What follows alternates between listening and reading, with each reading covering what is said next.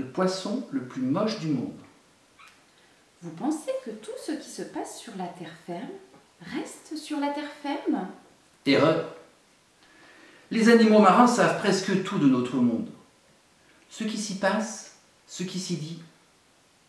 Et Blob a beau vivre à 600 mètres au fond de l'océan, il n'ignore pas qu'il est taxé de poisson le plus laid du monde. Comment réagiriez-vous, vous? Mal, hein? Eh ben, pour Blob, c'est pareil. Il réagit mal. Très mal, même. Il est tellement malheureux que ses lèvres pondent encore plus que d'habitude et que ses yeux ont l'air encore plus larmoyants.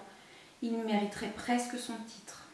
Parce que, certes, son corps est une grosse masse gélatineuse, rose et brillante. Son nez ressemble à une patate.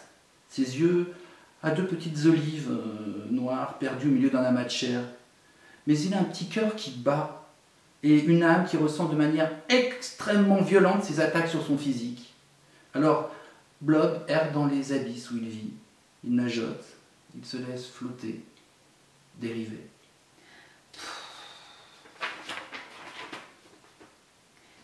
Et puis, un jour qu'il s'est laissé entraîner par le courant encore plus loin que d'habitude, Blob voit un papier flotter entre deux eaux. Au début, il n'y prête pas vraiment attention.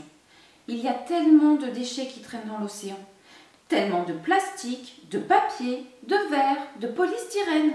Une vraie poubelle par moment. Blob s'apprête à contourner ce détritus quand il est attiré par une photo. On dirait... Mais non. Mais si.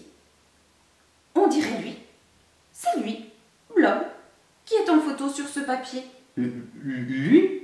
Lui. Mais il raconte quoi, ce papier? Et là, Blob en oublie presque de blober. Le papier, qui est en fait un article de journal, raconte qu'une petite fille a demandé à sa maman de lui fabriquer une peluche en forme de blob. Un joli doudou rose tout rond. Et ça rassérène drôlement Bob d'imaginer que c'est lui, oui, lui qui console une enfant malheureuse, qui rassure une gamine inquiète la nuit, qu'on serre tendrement, qu'on caresse et qu'on embrasse quand on a besoin de réconfort. Alors subitement, Blob retrouve le moral.